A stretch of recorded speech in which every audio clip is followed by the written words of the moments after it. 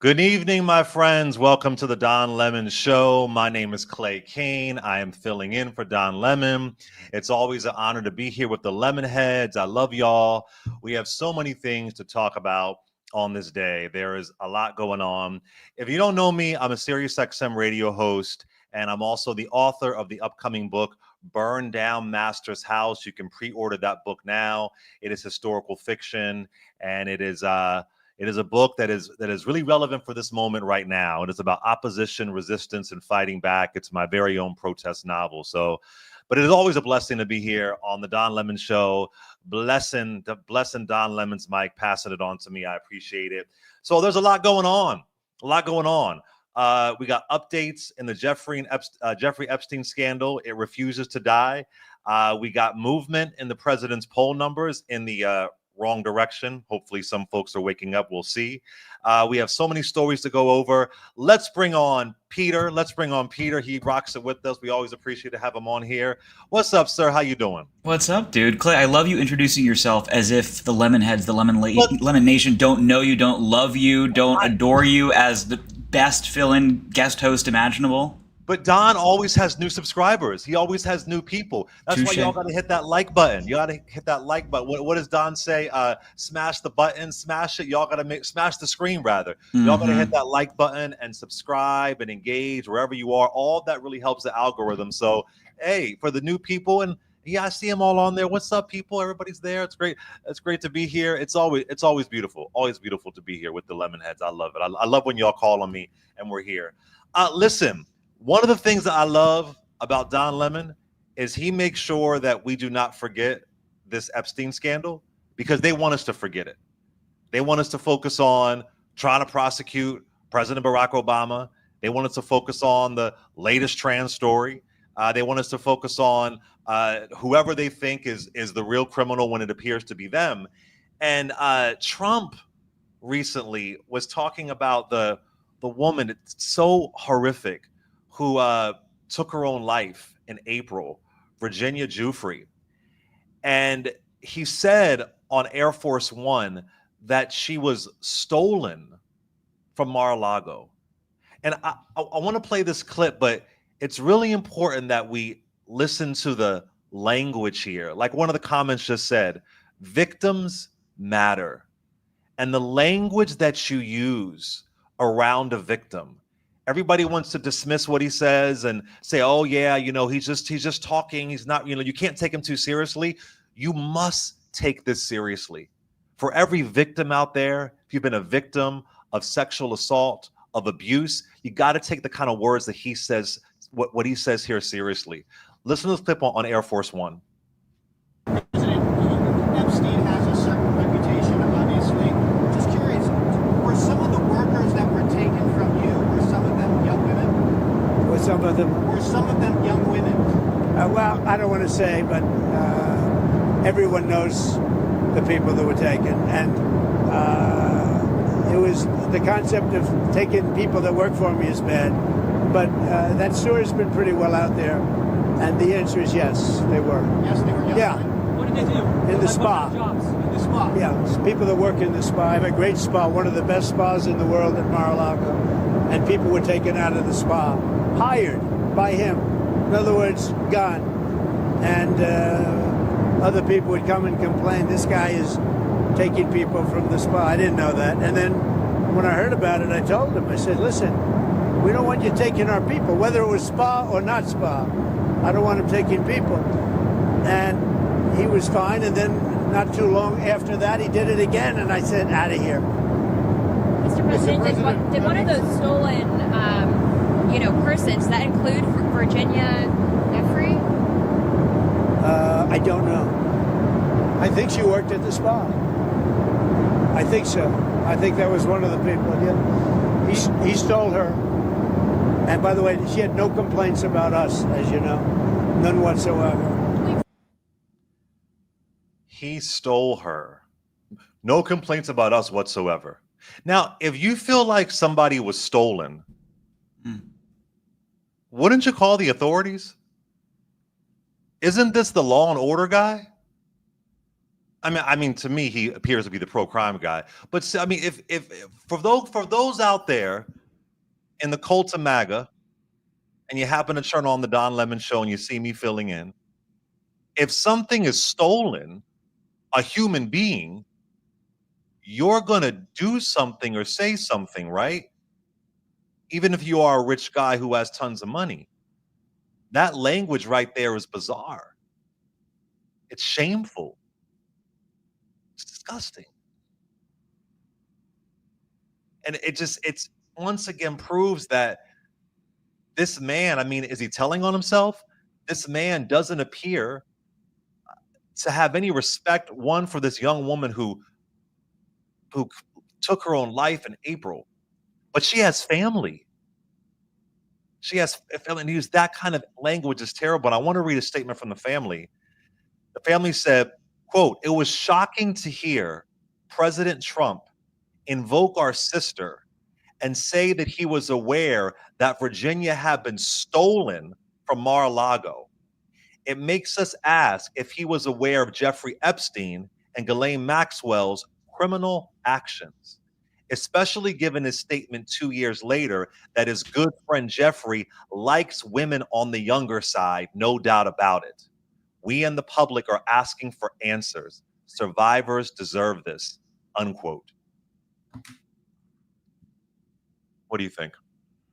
Clay, I want to hone in on one thing that you said about how Trump can't help but tell on himself, right? Because let's think about this. I've never been the proprietor of a country club. I've never run a large spa in South Florida. But if I did, and someone hired an employee out from under me 20 years ago, I would remember it if they were my chief of staff or my general counsel or, I don't know, perhaps my secretary. I don't think I would remember it if it was a 16-year-old in the spa. And that, I think, is telling. Why does Trump, now 20 years out from this alleged purported conflict with Epstein, why does he still remember? Why does he still remember Virginia and the fact she was 16 years old? Again, it's what you said. I think he's telling on himself. It doesn't make any sense. It doesn't square. And I have more comments. Let me quickly just go on this one tangent, Clay, because Don and I yesterday were writing a new piece for his Substack. And as we were chatting and mulling over ideas, one of the things that we stumbled upon is how it's so crazy how fluent Americans have become in the language of predation. In terms like grooming and gaslighting and victim blaming. All of these terms are now rooted in our lexicons. And it's no wonder why. I mean, just think, in 2002, you had the Catholic Church scandal that was uncovered by the Spotlight team at the Boston Globe. In 2011, you had Jerry Sandusky at Penn State. In 2017, you had Larry Nassar, the USA gymnastics doctor who abused some 150 girls. In 2019, you had the Boy Scouts of America scandal with thousands of men coming forward and talking about abuse. And what drives me crazy is that even after we become so fluent in this language, and after we've seen horror story after horror story, we still don't center the victims. Yeah. And it was just so frustrating yesterday and all week to talk about Virginia and for folks to have no idea who she is. Mm-hmm. Folks know who Donald Trump is. Yep. Folks know who Jeffrey Epstein is, but the victims, the survivors, I should say, very rarely get their stories told. Absolutely. The survivors are rarely ever censored. And to speak to that, let's play a clip of one of Epstein's survivors talking about Ghislaine Maxwell. This is a short clip. Let's listen to this. It actually makes me sick that she is claiming to be a victim or have any form of innocence. This is the same woman that grabbed my arm and forced me into a room to be raped by Jeffrey. It was brutal. And I remember limping from Jeffrey's bedroom to the bungalow where the survivors slept. And I remember looking at Ghislaine, and she had this evil smirk on her face. She knew by forcing me into Jeffrey's room that I was there to be raped, and she enjoyed it. I mean, the fact that there is even any kind of discussion about this woman, you know, she's asking for a pardon now, right? I mean, everybody in Trump's orbit should be saying absolutely no. And they appear to be a little bit hesitant. I mean, she got this limited immunity thing. They appear to be hesitant, you know, dancing around it, knowing how ugly these things are. And the larger question is that, and we've seen Don talking about this and interviewing people on the street, is that will this have any impact on his base? Will this motivate the non-voter, the 89, 90 million people that didn't show up to vote, right? Will this have any impact whatsoever? Is this he shot somebody on Fifth Avenue and people actually care? Because, I mean, I thought that it was going to be January 6th. It wasn't. I even thought when he insulted John McCain's service that it was a wrap. I was wrong about that. Grab him by the P wasn't a wrap. Is this going to be the thing that is going to break Donald Trump's base? And sadly, because we don't center victims, because we oftentimes don't protect victims, the midterms are over a year away. Will folks forget about this story a year from now? Can this story last over a year? His vision is flood the zone, put so much BS out there that folks forget. That's why it's important that Don stays on this story, because that's what I'm wondering. Are you going to change at the voting booth? We see some of the folks in the MAGA cult saying, oh my gosh, I'm so disgusted. But what are you going to do differently? He's in there for 4 years. Are you going to give him the power in the midterms? Are you going to reinforce his power? Are you going to say, well, I don't like Trump, but I want to give Mike Johnson as much power as possible? Like, if y'all are going to hold Trump accountable for this disgusting, his language, and they made the Epstein files a big story, now they want to pull back on it. You have to hold his power accountable. And the way that you hold his power accountable is to see to it that the Republican Party does not have the power to do his bidding. So I want to see what it looks like at the voting booth. I hope this is the break. I hope. And if this isn't it, if this is not it, then who are we as a country?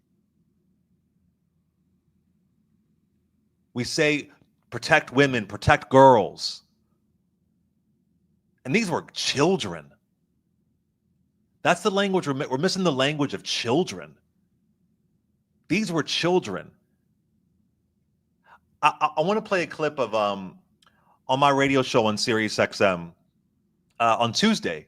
Reese Colbert was on. Reese Colbert, big friend of Lemon Nation. And a Trump supporter called into the show. And I thought there was a breakthrough for a minute as I brought up Epstein. But as I asked another question, I realized maybe not. Listen to this. Check this out. One question. If it comes out that Trump is named in the Epstein files, clearly named, would that shift your vote at all? Will you leave the cult of MAGA? Yeah, I will. Oh, you will? Okay, that's good to know. Let's circle back. You wouldn't vote. You wouldn't vote Republican. I didn't say that. I said I wouldn't vote for Trump again, or I wouldn't support him. If he turns out to be a pedophile, I won't support him. But if he's the president, and I don't know, you have the midterms coming along, wouldn't you want to make sure that he doesn't have any power to do what he wants to do? And what if people in the Republican Party defend him and say, oh, it's not that big of a deal? Anybody who defends that, would you dismiss that? Would you say, okay, I can't support that person because they're defending him? I would not support anybody that defends any pedophiles. Point. Okay, good to know. So let me ask you, when he pardoned one of the January 6th insurrectionists that earlier this month has been arrested for receiving child porn, that doesn't upset you at all? It does. It does. And isn't that a damn shame? You supported a person who pardoned that guy. Do you see the connection? You know what? I didn't. I wasn't aware of that, so I can't speak to So that. now that you know, are you going to say it was a mistake for you to vote for Trump, considering that he pardoned a guy that would later come out, was part of an insurrection, mind you, right? That would later come out, you find out that he was arrested for receiving child porn. Do you regret your vote now? No, I don't. Okay. Yeah. Mm-hmm. Take it down. Yeah. California man pardoned for January 6th riot, convicted of receiving child porn, according to CBS News, back on July 16, 2025. Will it make a difference? That's my question. QAnon was real. They just had the wrong party. Yeah. Yeah. That's what I want to know. How you guys gonna vote differently? So that was so again, I thought, okay, you're not gonna support, if it's there, but then you have no regrets voting for the guy that pardoned someone who's convicted of receiving child porn. I just find that fascinating. But the poll numbers could give people some hope. I don't know. What do you think? What do you think? Is this it? I think it could be it. It could be the break if Democrats play their cards right. And when I say that, folks, if you are either Lemon Heads or Lemon Legends, you were on the Members Only show on Monday, highly recommend y'all become Lemon Heads or Lemon Legends because we have some great conversations behind the scenes. And what I said was Democrats must not fall into the trap of allowing their messaging to become noun plus verb plus Jeffrey Epstein. Yeah. What I mean by that, and pardon me for the quick history lesson, but back in 2007, if I'm not mistaken, a little sharper, a little more spry Joe Biden literally ended another man's political career, that man being Rudy Giuliani, when he noted on a primary debate stage that at the time rising star Rudy Giuliani, every single sentence that comes out of his mouth is just a noun, a verb, and 9/11. And it got uproarious laughter. Why? Because one, it was funny, and two, it was true. He exposed Giuliani for being the vicious opportunist that he was in trying to weaponize, to utilize a national tragedy to, expand his own influence, to become more powerful, to possibly become president.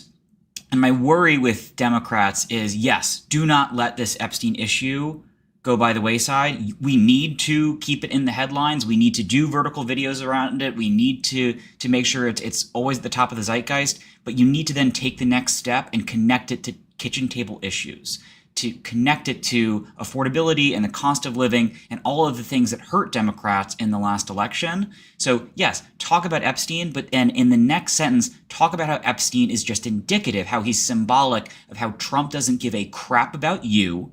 He only cares about his elite buddies. It's Trump protects elites. If you're going to have noun, verb, end of sentence, it's not Trump something, Jeffrey Epstein. It is Trump protects elites. Trump protects the rich. Yeah, and also, it can't just sound like a script. It can't just sound like it. There's a certain kind of fire you have to have behind it. Is it believable? No, I listen. I completely agree with you. I agree with you on that. Speaking of New York, he brought up Giuliani. My God, former mayor of New York City. We tried to tell you. We tried to tell you how bad Giuliani was. A lot of people didn't see it back then. And speaking of Republican messaging, I wanted to, there was that horrible shooting. Gun violence has hit the front door of corporate America in New York City earlier this week.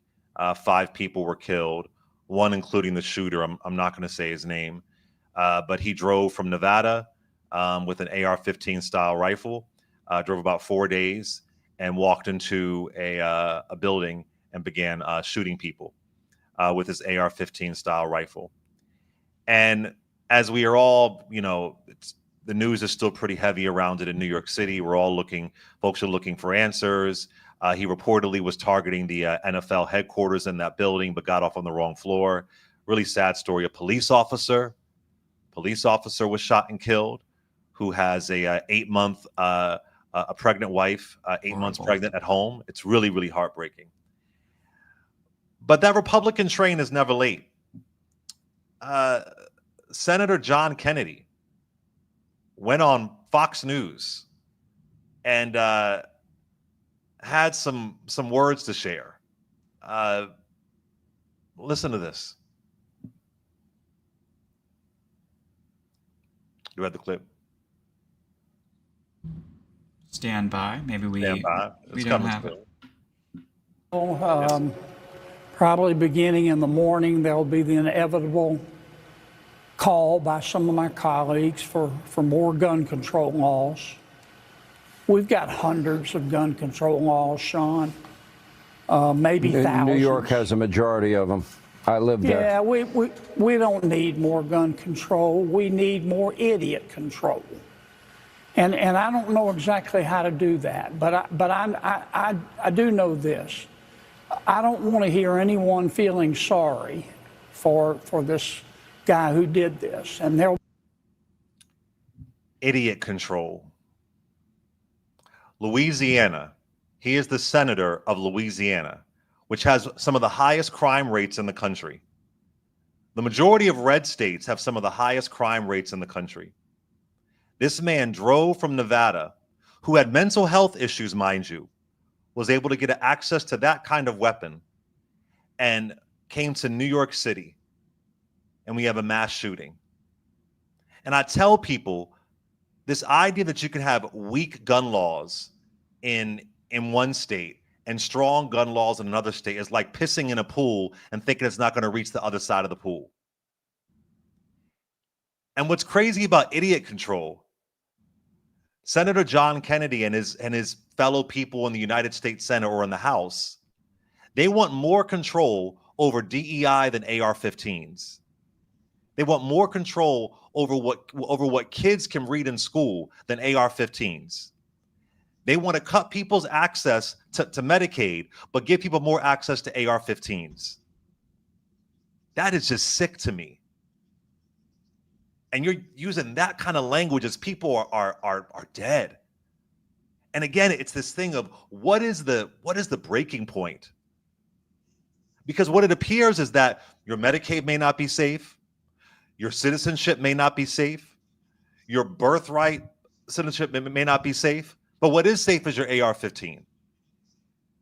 The AR-15 is the most protected commodity in America. But everything else, no. Let's control everything except the guns. That, let it go. The AR-15, it's the most profitable gun in America. And it impacts all of us.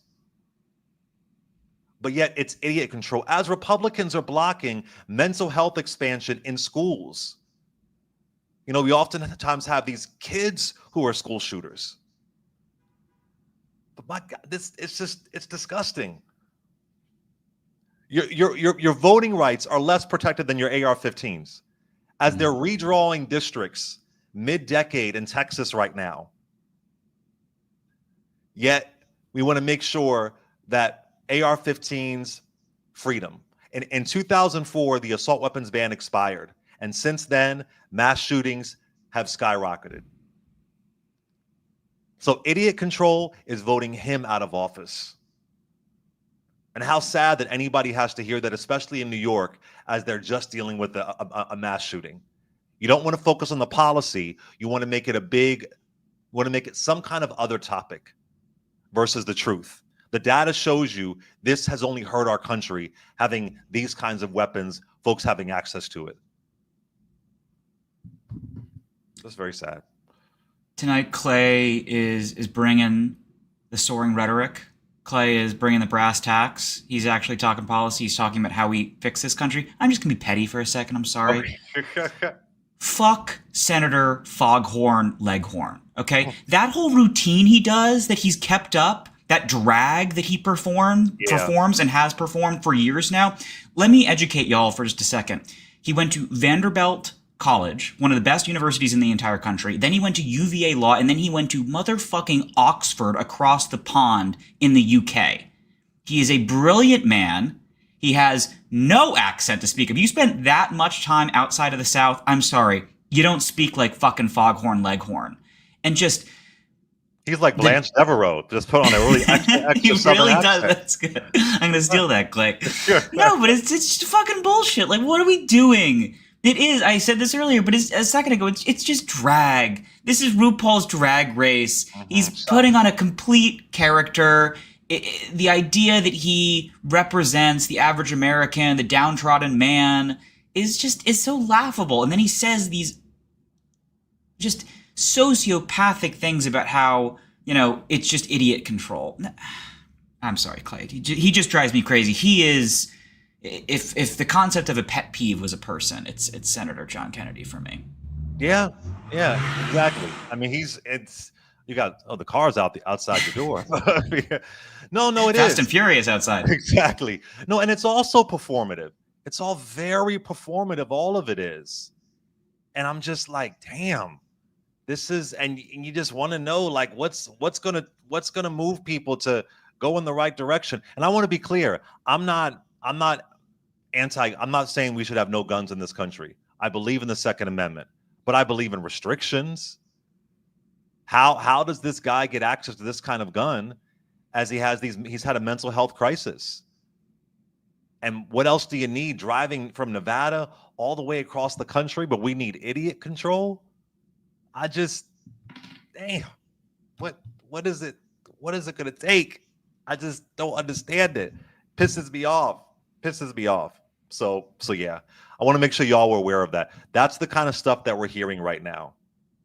I mean, I guess it's pretty obvious to think that what is really going to change, since we've had Sandy Hook, the Pulse nightclub shooting, the massacre at the Country Music Festival in Las Vegas.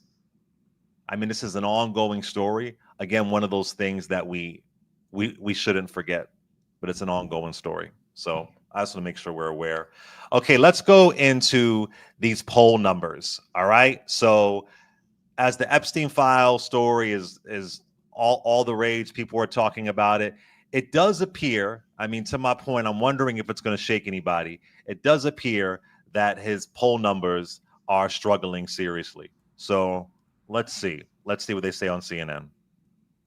What were we talking about, Harry? We are talking about independence, Mr. Berman. I will say this is the biggest warning sign, the biggest danger sign for President Trump in his second term so far. Why is that? Because it does not appear that there is a bottom to which Donald's support can't fall to. What are we talking about? Trump's net approval rating with independents. There was all this hubbub about Gallup that came out this past week. You see, back in January, it was -2 points. Now it's -35 points. But what's important here is Gallup is largely matching the average. Back in January, in the average, Trump's net approval rating with independents was -3. Look at where it's fallen to now, -29 points. That is a drop of over 25 points with the key part of the electorate. If you're not winning among independents, you're probably not winning overall. And when your net approval rating's -29 points, you are definitely not winning overall when you're that low with independents. It's just the size of the drop. It's staggering. It's huge.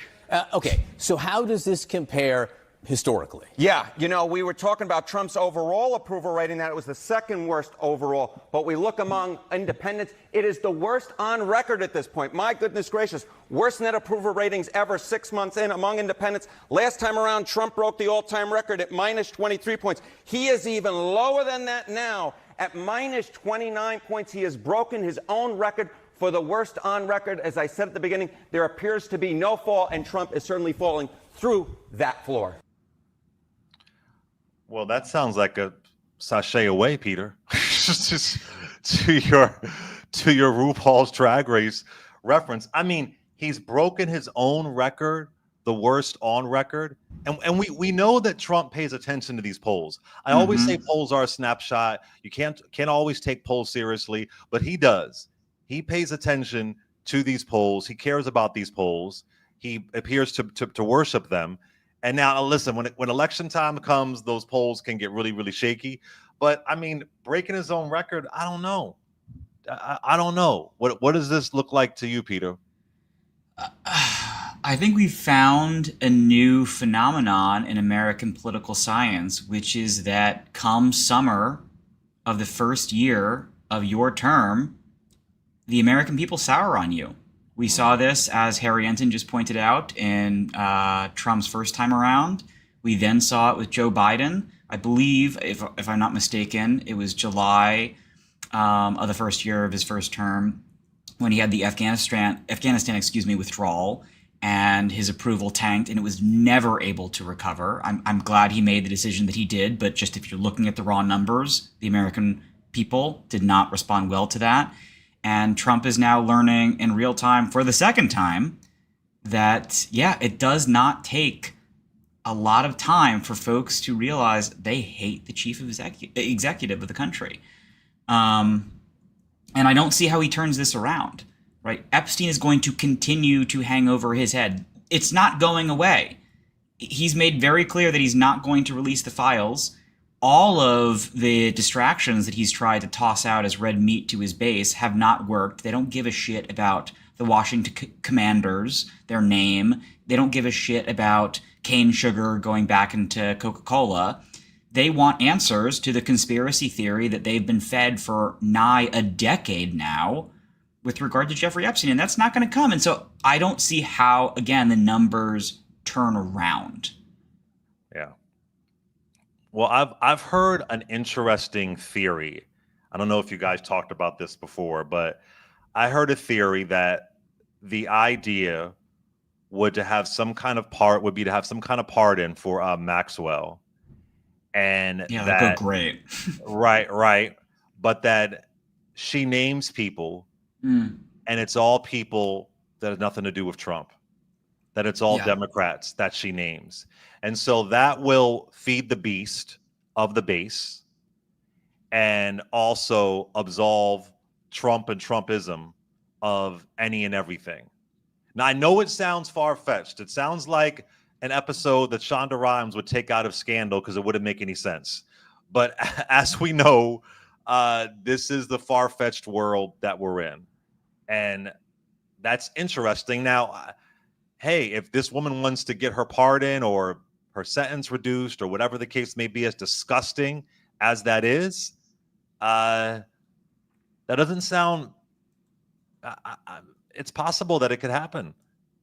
And listen, when you have him wanting to prosecute President Barack Obama, when you have him wanting to look like the great hero, I mean, the base wants something. And the thing is that when it comes to the Epstein files, his QAnon cult base, they wanted certain people named in there. They didn't want him named. They wanted other names in there. So how do you feed the monster? What are you going to give the monster? And if you don't feed the monster will eat you.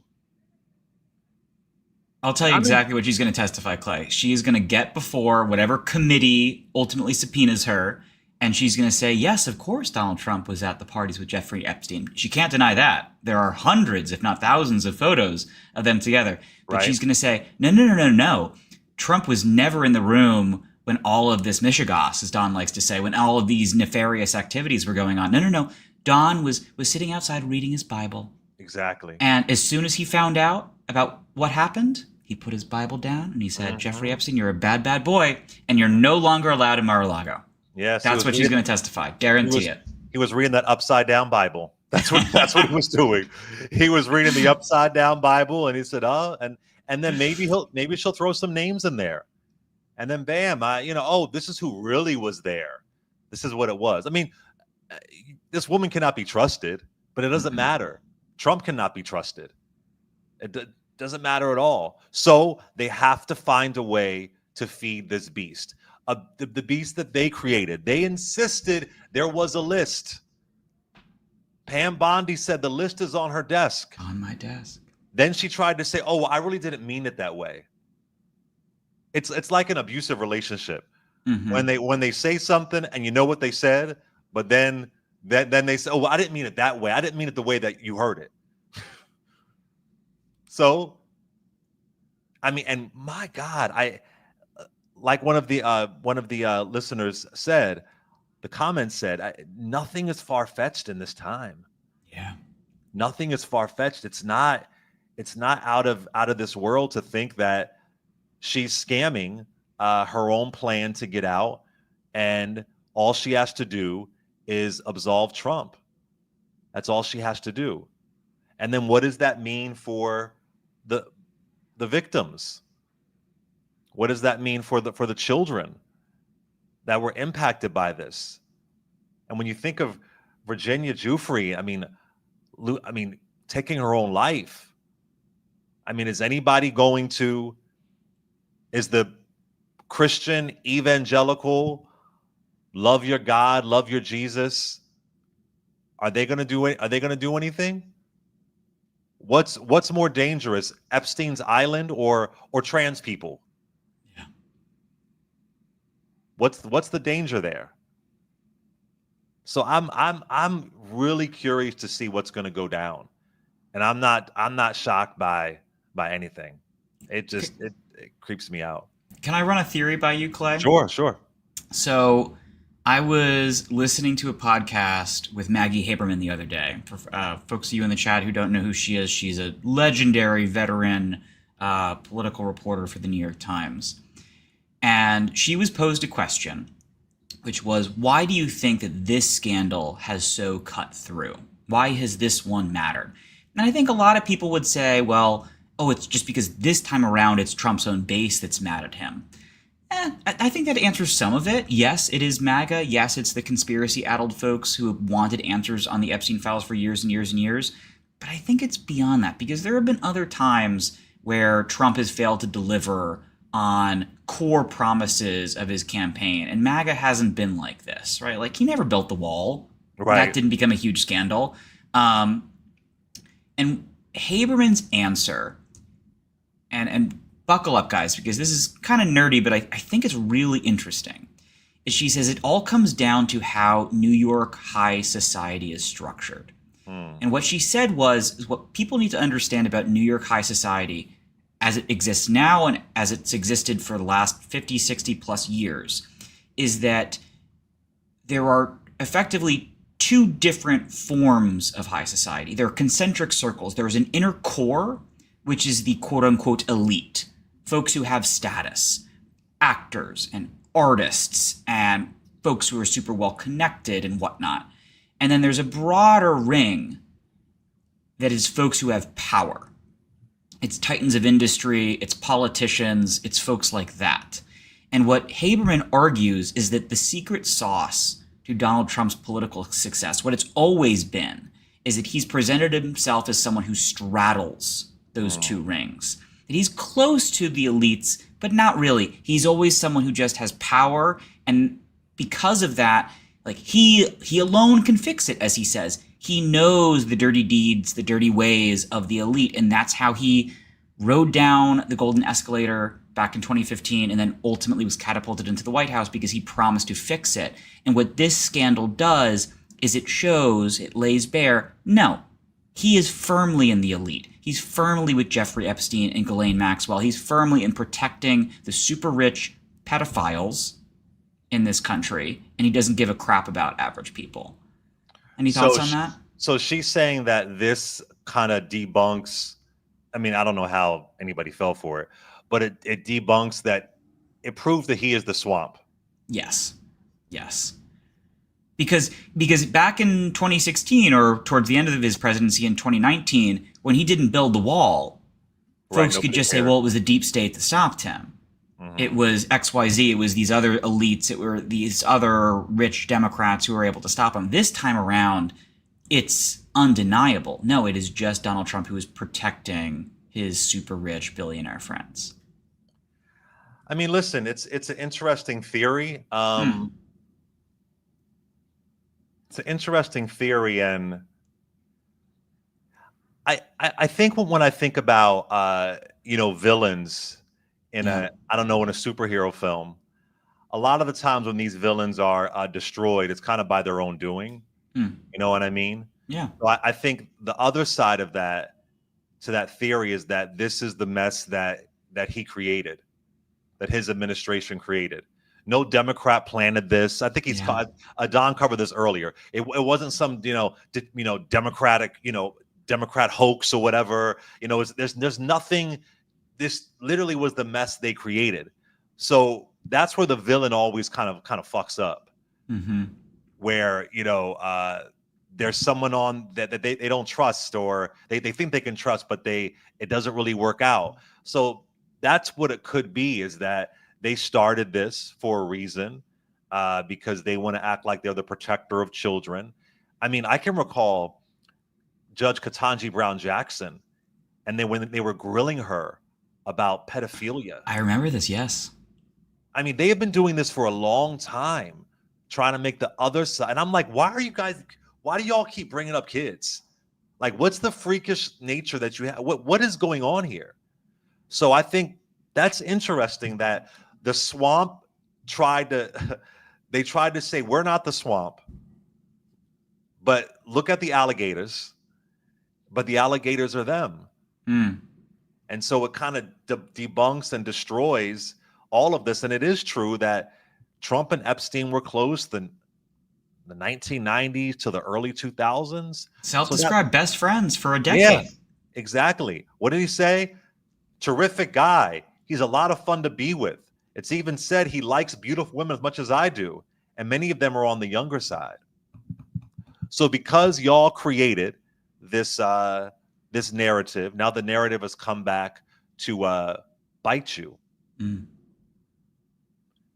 But then, you know, we heard about him. What was it? Going into dressing rooms of young girls. Miss Universe, right? Miss Universe. Yeah, you know, we heard of this stuff before. He was found liable of sexual misconduct in a civilian court. In a civilian court, there's that as well. But it's an interesting theory, and one could only hope that it works. But like I said, I got to see it at the voting booth. Do you think that anybody, if for some reason it comes out and it's as plain as day, it's in black and white that he's named? I mean, I doubt we're going to see that. But do you think the Republican Party, the Ted Cruz, Lindsey Graham, hey Lindsey, Tim Scott, don't do that, Peter. Tim Scott, do you think John Kennedy? Do you think that they'll stand behind him and defend him? Yes, 100%. They will find a party line. They will, I don't know if it's adopting what Trump has tossed out as a trial balloon in the past few weeks, saying that the Democrats, Obama, Biden doctored the files. I don't know if they'll, frankly, I do not know, but they will find a line and they will stick to it, and they will memorize it, and it will be repeated verbatim on Fox News from now until the end of time. That being said, I still do think it will end up being lethal. Not for Trump per se, because I'm, knock on wood, existing in this reality where I hope he does not try and seek a third illegal term, unconstitutional term. But I do think it will cause real harm to the broader MAGA movement. And the reason why I say that is because I'm thinking about folks like Joe Rogan. I'm thinking about folks like Theo Vaughn. I'm thinking about these personalities in the so-called manosphere who, look, they say and occasionally do things that you wouldn't want your teenage son to say. You know, if you heard them spout off in the same way that they do, you'd sit them down, you'd explain why, like, let's not do that. That's needless or cruel or yada, yada, yada in whatever way. But at least from my point of view, I don't see Joe Rogan, I don't see Theo Vaughn as an evil person or someone who, either thinks of themselves or wants to be evil. I think oftentimes they're uninformed, oftentimes they're a bit ignorant, but at the end of the day, they want to be viewed as someone who's on the right side of history. And so I think another reason why a scandal like this is so politically poisonous for the MAGA movement is that all of those folks who joined it because they thought Trump was kind of funny and they really appreciated his anti-establishment rhetoric, they're now realizing, oh, this guy's actually quite villainous. This guy, to use your superhero analogy from earlier, this guy is a Lex Luthor or a Thanos type character.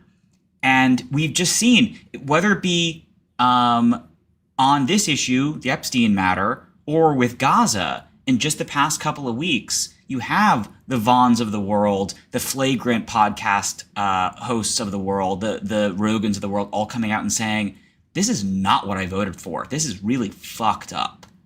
And I don't see that changing anytime soon, really, on any of the issues I just named. I feel like I hit a button when I mentioned Lindsey Graham's name, y'all. So, yeah.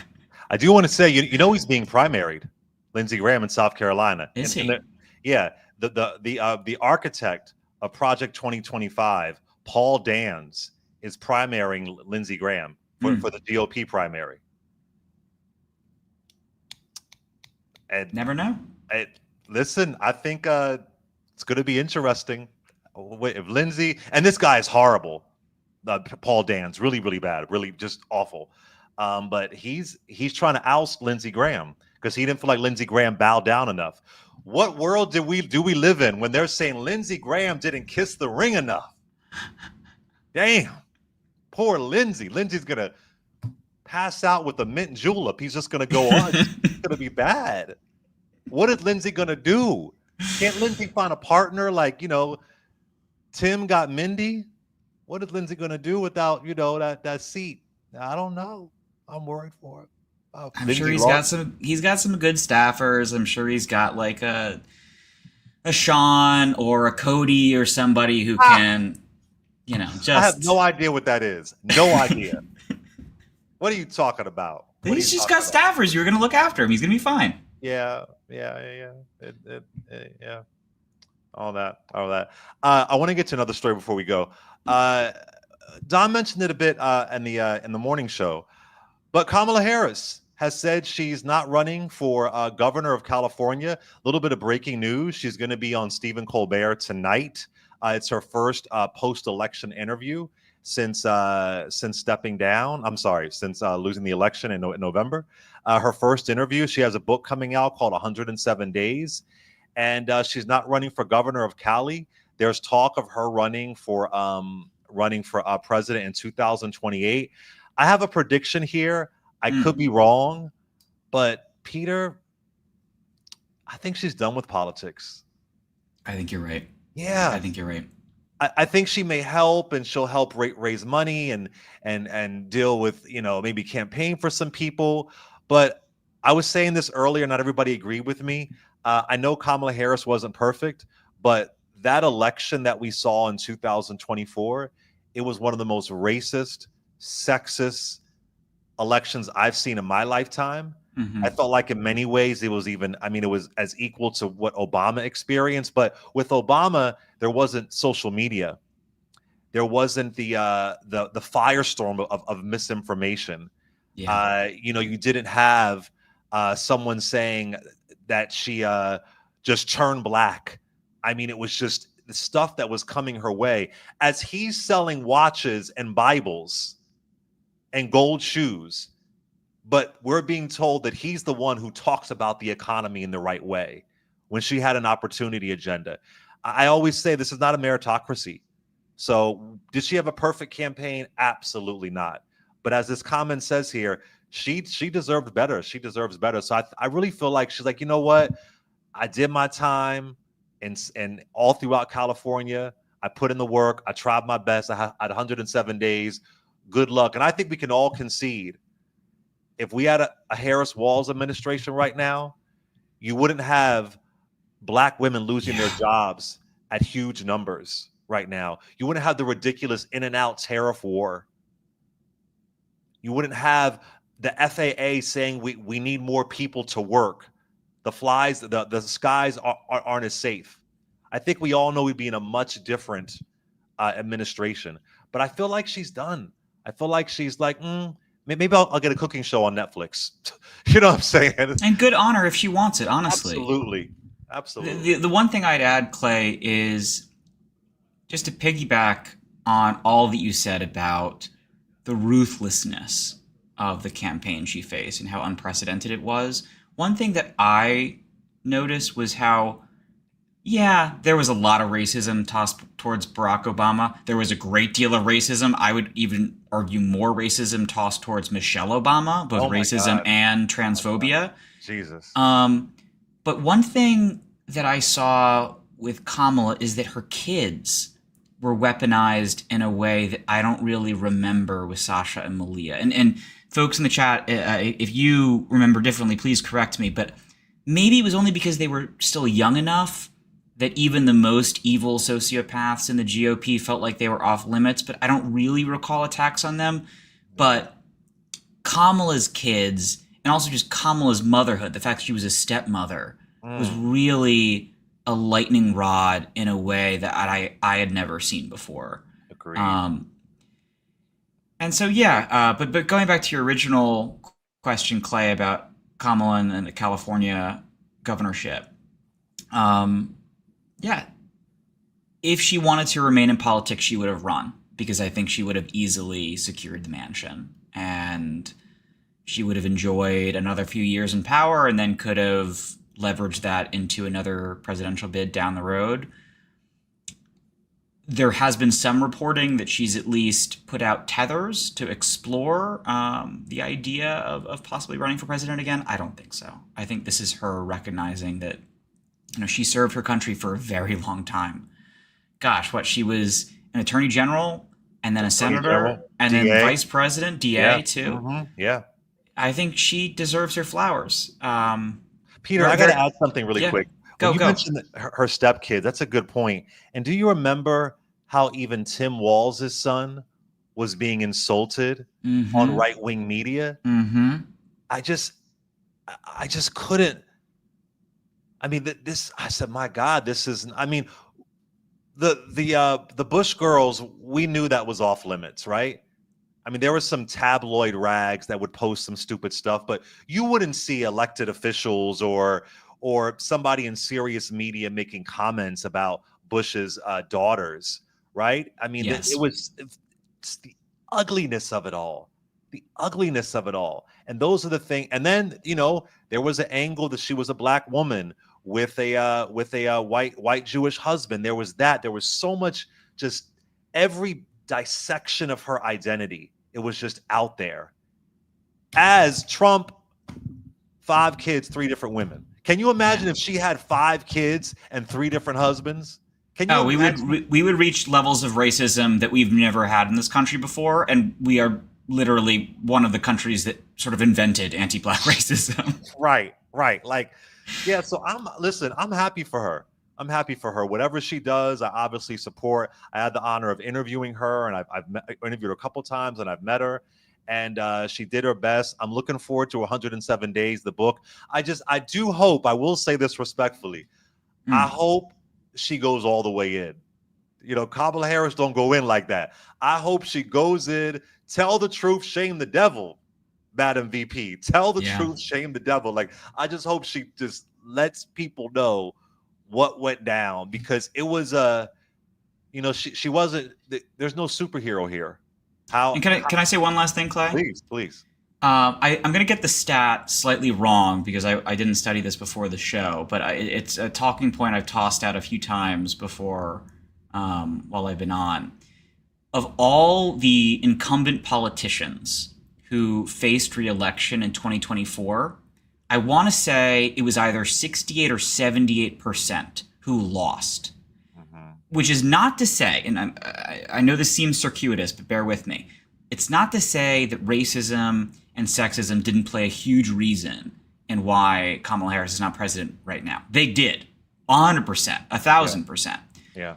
But what I mean to suggest is that global inflationary forces were so severe and were so damaging to every incumbent politician and every incumbent government globally that she was kind of doomed from the start. Oh, yeah. And then when you tie in the Biden debate and the whole Jake Tapper original sin of it all and all that conversation, she literally had not just one hand tied behind her back. I would argue she had both hands and one of her feet tied behind her back. Exactly. And what did she still manage to do? She avoided what, according to internal White House data that Biden's people had that we now know of, She avoided like a 1980, 1984 style wipeout that would have kept Democrats out of any real legitimate power for like 20 years. So all this to say, I think Kamala Harris is a fucking badass. She is a hero. Yes, we're not in a good place right now, but if she had not stepped in to run, we would be in a far, far more dire place. She deserves her flowers. I said at the time, if she wants the California governor's mansion, she deserves it. She does not. She wants to spend time with her family. Hell yeah, good for her. And I'll quickly say, from a history perspective, every time the incumbent has stepped down or decided to not run for re-election, that's resulted in the opposing party winning. So there was a history of Truman, Lyndon B. Johnson, Richard Nixon, for whatever reason why they didn't run for re-election. It's always been an uphill battle for that party to win again when the incumbent doesn't run for re-election or when they have to resign. So yeah, there's that. So listen, let me say this, y'all. I encourage y'all to pick up my book, Burn Down Master's House. Pick it up. It's historical fiction. I am burning down complacency. The book drops January 27th, so just pre-order it now. I know it's months and months away, but pre-orders are really important, really, really important. You can pre-order it on Barnes & Noble, strandbooks.com. They have a special for signed copies. So this is my first novel. It's historical fiction. I'm really, really excited about it. And if you love Reese, Clay and Reese, her and I, we're going on the road. We're going to be in Philadelphia, September 13th. We're going to be in Atlanta, September 20th, Houston, October 11th. So go to clayandreeselive.eventbrite.com and get your tickets and all that good stuff. I love being here with the Lemonheads. It's always so great. It's always a good time being here with y'all. Y'all always show me so much love. It's really, really beautiful. And y'all got to make sure you follow Peter on social media. And Clay's book is currently linked at the top of the chat. It takes them to the Penguin Random House site, which then can further take you to whatever site you want to order it on, whether it be Amazon or what have you, whatever is easiest. But well, Clay, you didn't let me get it much. in. You got your abs on social media. Oh my goodness. You got your abs on social. If you want some inspiration, go to Peter's social because he got some abs on there. I was like, okay. Go ahead. Thank you, Clay. Lemon Nation doing you good. I appreciate y'all. I love y'all so much. I can't wait to come back. What does Don say? Turn the TV off. Turn it off. Like Teddy Pendergrass. Turn it off. Thanks everyone for watching. Your support means the world to us. So make sure you hit the like button and you subscribe to our channel to make sure that you never ever miss a video. We're live every day, 10 a.m. Eastern time. We drop even more content at 2 p.m. Eastern and 5 p.m. Eastern. And if you want more Don Lemon Show content, we'd love for you to become a member of the Lemon community, where you will receive access to special community posts. You'll get exclusive content and members-only live shows. So head over to our channel page or click the join button on this video. Again, thank you for watching. We appreciate your love and your support, and we will see you next time.